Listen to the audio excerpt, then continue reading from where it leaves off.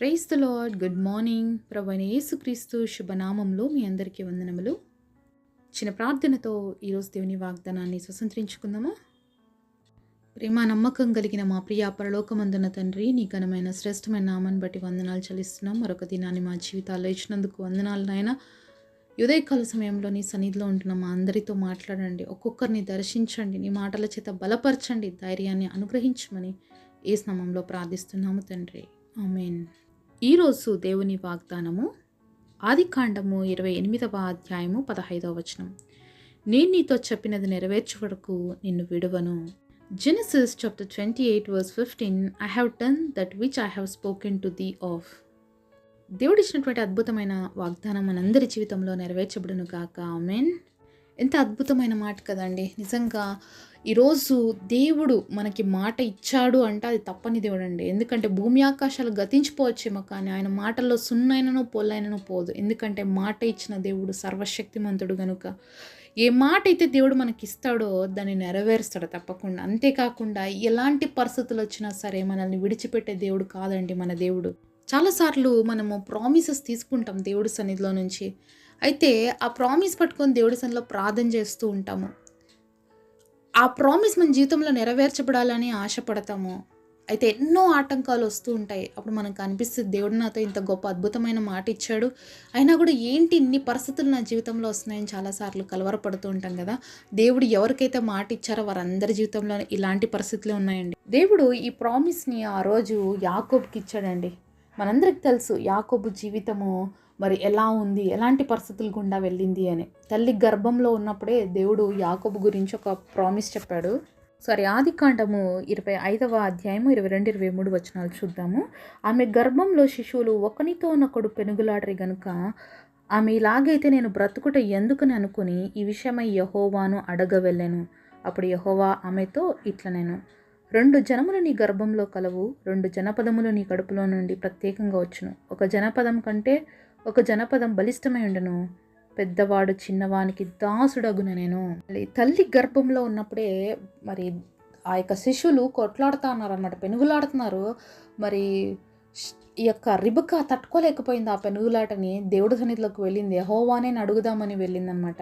ఎందుకు ప్రభువా నా కడుపులో ఇంత పోరాటం జరుగుతుంది అన్నప్పుడు దేవుడు అన్నాడు, నీ గర్భంలో మరి 2 జనాలు ఉన్నాయి, మరి ఒక ప్రత్యేకంగా నేను ఆశీర్వదించబోతున్నాను చిన్నవాడిని, ఆ పెద్దవాడు చిన్నవాడికి దాసుడు అవుతాడు అని చెప్పి దేవుడు ఆల్రెడీ మరి రెబకాకి ప్రామిస్ చేశాడు. దేవుడు కడుపులో ఉన్నప్పుడు ఏం తెలియకనే ఇంత పోరాటం జరిగిందంటే వాళ్ళు పుట్టిన తర్వాత ఎంత పోరాటం జరిగింటుంది కదా అండి. నిజమే, అది అలానే జరిగింది ప్రతి విషయంలో కూడా. మరి ఇస్సాకుకేమో ఏషావు అంటే ఇష్టము, రెబకాకేమో యాకోబు అంటే ఇష్టం. ఏషావు బాగా వేటాడి మాంసం తెచ్చిస్తే ఇస్సాకు హ్యాపీగా తినేవాడు. తల్లి దగ్గర రెబకా దగ్గర ఉంటూ మరి యాకోబు తల్లికి హెల్ప్ చేస్తూ ఉంటే తల్లికి యాకోబు అంటే ఇష్టం. ఇలా ఇద్దరి మధ్యలో తారతమ్యాలు చిన్నప్పటి నుంచి చూస్తూ వచ్చాము. తండ్రికి ఒకరంటే ఇష్టము, తల్లికి ఒకరంటే ఇష్టము. అయితే మరి యాకోబు ఏం చేశాడంటే వాళ్ళ అన్న జ్యేష్ఠత్వపు హక్కును కూడా తీసుకున్నాడు. ఎలాగా అంటే మరి ఇంట్లో వంట బాగా వండుతాడు కదా, ఎర్ర చిక్కుడుగాయలు కూర చేసినాడు. ఏషావు చాలా ఆకలిగా ఉన్నాడు, నీ జ్యేష్ఠత్వం ఇస్తే ఈ కూర ఇస్తానన్నాడు. సో జ్యేష్ఠత్వమే కదా అని చెప్పేసి ఇచ్చి పడేసినాడు అనమాట.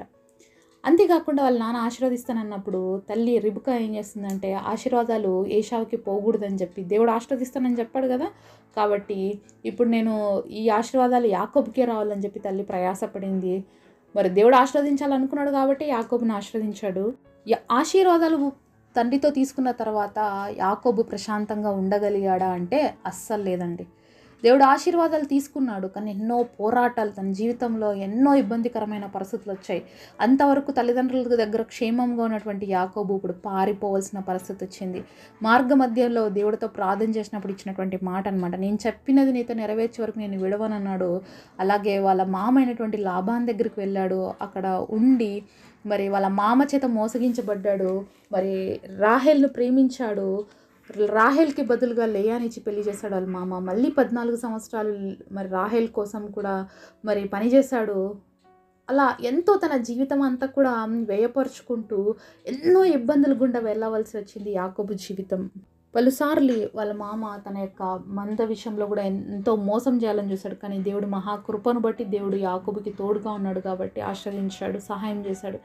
అయితే దేవుడు ఒక సమయంలో మరి యాకోబుని చూశాడు, ఇంకా బయలుదేరు నీ ప్రాంతానికి నువ్వు వచ్చే అన్నప్పుడు మరి మార్గ మధ్యలో దేవుడితో పెనుగులాడడం మొదలుపెట్టాడు. ఏమని అంటే, నువ్వు నన్ను ఆశీర్వదిస్తే తప్ప నేను విడిచిపెట్టాను అని దేవుడి దగ్గర మరి పర్టికులర్గా కూర్చొని ఆ రాత్రి దేవుడితో పెనుగులాడాడండి. యాకోబు ఏ విధంగా కడుపులో ఉన్నప్పుడు మరి ఎట్లా పెనుగులాడాడో అలాగే ఇప్పుడు బయటకు వచ్చిన తర్వాత కూడా దేవుడితో పెనుగులాడుతూ వచ్చాడు. ఆ రోజు రాత్రి తన జీవితంలో ఒక గొప్ప రాత్రి.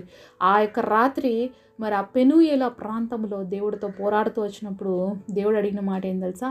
ఏంటయ్యా నీ పేరేంటి చెప్పు అంటే, నా పేరు యాకోబు. అంటే ఇంక నువ్వు యాకోబు కాదు, నువ్వు ఇశ్రాయేలు అన్నాడు. యాకోబు అంటే మోసగాడు, ఇజ్రాయెల్ అంటే ఒక రాజు అని అర్థం వస్తుంది.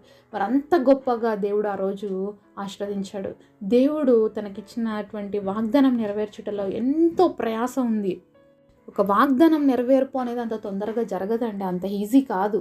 యాకోబుకి తల్లి గర్భంలో ఉండినప్పుడు చేసిన ప్రామిస్ని మరి దేవుడు చూస్తున్నాం కదా, ఎన్ని రకాలుగా సమస్యలు ఎదుర్కొంటూ వచ్చాడో యాకోబు తన జీవితంలో. మరి దేవుడితో తను వ్యక్తిగతంగా ఎప్పుడైతే పోరాడగలిగాడో, దేవుడి సన్నిధిలో కూర్చొని గోజాడగలిగాడో, అప్పుడే తన జీవితంలో నిజమైన ఆశీర్వాదం అంటే ఏంటో చూడగలిగాడు. అలాగే ఈరోజు మనకు దేవుడు వాగ్దానం ఇచ్చాడని మనం మౌనంగా ఉంటే ఏం జరగవు. దేవుడు నాకు ప్రామిస్ చేశాడు అని చెప్పేసి మనం ఏం పట్టించుకోకుండా ఉంటే ఏం జరగదు. ఆ ప్రామిస్ని దేవుడి సన్నిధిలో పట్టుకొని ప్రార్థించవలసిన భారం మన మీద ఉంది, బాధ్యత మన మీద ఉంది. దేవుడి సన్నిధిలో గోజాడాలి, పెనుగులాడాలి. ఏ విధంగా యాకోబు దేవుడితో పెనుగులాడాడు. ఆ ప్రామిస్ నువ్వు చేసావు, నాకు సహాయం చేయి, నన్ను మార్చు, నన్ను ఆశీర్వదించు అని అడిగాడు. కాబట్టి యాకోబు జీవితంలో ఉన్నటువంటి పెద్ద డ్రాబ్యాక్ ఏంటంటే, అతని పేరు పిలిస్తేనే మోసగాడు అన్న ఆ యొక్క పదం అనేది యాకోబుని చాలా కదిలించేది, చాలా బాధ కలిగించేది. కానీ దేవుడు అలాంటి వ్యక్తి జీవితంలో ఆ పేరుని ఏం చేశాడు? ఇజ్రాయెల్గా మార్చాడు. ఈరోజు నీ జీవితంలో కూడా మరి ఏ పరిస్థితి గుండా నువ్వు వెళ్తున్నావో, ఎలాంటి ఇబ్బందులు గుండా వెళ్తున్నావో, మనుషుల చేత మోసగించబడిన పరిస్థితిలో ఉన్నావా? ఏ విధంగా అయితే లాబాను చేత మోసగించబడ్డాడో యాకోబు, అంతేకాకుండా అన్యాయంగా అక్రమముగా ఎవరి చేతిలోనో చిక్కుకున్నావా? ఏ పరిస్థితులు గుండా వెళ్తున్నావు? అయితే దేవునికి ఇచ్చిన ప్రామిస్ ఏంటో ఒక్కసారి గుర్తు తెచ్చుకో. ఆ ప్రామిస్ని పట్టుకొని అడుగు, అయ్యా నాకు ఈ వాగ్దానం ఇచ్చావు కదా, నువ్వు నాకు సహాయం చేస్తానన్నావు కదా, నువ్వు మాట ఇచ్చావు కదా, నువ్వు తప్పవు కదా ప్రభువా, నువ్వు నన్ను విడిపించి పరిస్థితిలో నుంచి అని మనం దేవుడిని అడగగలిగితే ఎంత బాగుంటుంది. మరి యాకోబు జీవితాన్ని మార్చివేసిన దేవుడు నీ నా జీవితాల్ని మార్చలేడా? యాకోబుకి మాట ఇచ్చి తప్పని దేవుడు నీకు నాకు తప్పుతాడా? ఎప్పుడు తప్పడండి. దేవుడు మాట ఇచ్చాడు అంటే తప్పకుండా దాన్ని నెరవేరుస్తాడు. అయితే యాకోబులాగా ప్రార్థించే అనుభవము, దేవుడితో పెనుగులాడేటువంటి అనుభవం మనకు ఉండాలి. ఆయన్ని మనం ఖచ్చితంగా పట్టుకోవాలి. ఆ రాత్రి విడిచిపెట్టలేదు దేవుడు. విడిచిపెట్టి యాకోబు తెల్లారిపోతుంది నేను వెళ్ళిపోవాలన్నా కూడా, యాకోబు నువ్వు నన్ను ఆశీర్వదిస్తేనే తప్ప నేను విడిచిపెట్టాను ప్రభువా, మనం ఇలాంటి పట్టుదల కలిగి మనం ఉన్నామా? చాలాసార్లు మనం ఉండమండి, అందుకే దేవుడి దగ్గర నుంచి ఆశీర్వాదాలు పొందలేకపోతున్నాం. కాబట్టి మనం కూడా పట్టుదల కలిగి దేవుడి సన్నిధిలో ప్రార్థన చేద్దాం, పట్టుదల కలిగి దేవుడి సన్నిధిలో మొరపెడదాము. మనకిచ్చినటువంటి ఆ వాగ్దానం నెరవేరాలి అంటే మనం గోజాడాలి, దేవుడి సన్నిధిలో మనం పెనుగులాడాలి, దేవుడి పాదాలు పట్టుకోవాలి, ఆయన్ని బలంగా ఆశ్రయించాలి. అప్పుడే మన జీవితంలో ఏ ప్రామిస్ అయితే దేవుడు మనకి ఇచ్చాడో అది నెరవేరుస్తాడు. కాబట్టి ఈరోజు మన దగ్గర ఉన్నటువంటి ఆ గొప్ప దేవుణ్ణి మనం ఎప్పుడు విడిచిపెట్టుకోకుండా గట్టిగా ఆయన పట్టుకొని ముందుకు సాగినట్లయితే ప్రతి ఆశీర్వాదాన్ని మనం సొంతం చేసుకుంటాం. ఆ రోజు అబ్రహాం, ఇస్సాకు, యాకోబులకు తోడుగా ఉన్న దేవుడు ఈరోజు నీకు నాకు కూడా తోడుగా ఉండాలని ఆశపడుతున్నాడు. మరి అబ్రహాముకి ఇచ్చినటువంటి ఆ వాగ్దాన ఫలమును నెరవేర్చినటువంటి దేవుడు నీకు ఇచ్చిన వాగ్దానాన్ని కూడా నెరవేర్చాలని ఆశపడుతున్నాడు. అయితే అంతటి విశ్వాసం ఈ పోరాటంలో మరి నిలబడే తత్వం నీకు ఉందా? మరొక వాగ్దానం క్లెయిమ్ చేసుకోవడానికి ఎన్నో పోరాటాలు ఉంటాయి. వాటి అన్నిటిని ఎదిరించి నిలబడి దేవుడిచ్చిన అద్భుతమైన వాగ్దానాన్ని మనం క్లెయిమ్ చేసుకోవాలి, పొందుకోవాలి అంటే పోరాటాలు తప్పకుండా ఉంటాయి. కాబట్టి నాకే పోరాటం, నాకే ఇబ్బంది అనుకుంటూ కూర్చోక, ఈ పోరాటంలో నేను విజయం పొందాలి, దేవుడితోనే నేను పొందాలని చెప్పి మనం దేవుని గట్టిగా పట్టుకున్నట్లయితే యాకోబులాగా మనం కూడా ఆశీర్వదించబడతామండి. కాబట్టి అట్టి కృప దేవుడు మనందరికీ దయచేయను గాక. పరిశుద్ధుడైన తండ్రి, మీరు మాతో మాట్లాడిన ప్రతి మాట కొరకు వందనాలు తండ్రి. మీరు చెప్పిన నెరవేర్చే వరకు మమ్మల్ని విడిచిపెట్టే దేవుడు కాదు నాయన. ఎన్నో వాగ్దానాలు మా జీవితాల్లో ఇచ్చారు ప్రభువా, వాటిని నెరవేర్చండి. యాకోబులాగా పట్టుదల కలిగి నిజంగా ప్రార్థించేవారుగా, నేను హత్తుకొని జీవించేవారుగా ఉండటానికి, మా జీవితాల్లో కూడా నీ అద్భుతాలని, ఆశీర్వాదాలని పొందుకోవడానికి కృపనివ్వమని యేసు నామములో ప్రార్థిస్తున్నాము తండ్రి, ఆమేన్. ఈరోజు బర్త్డే అలాగే వెడ్డింగ్ యానివర్సరీ సెలబ్రేట్ చేసుకుంటున్న మీ అందరికీ కూడా wish you happy birthday and happy anniversary. God bless.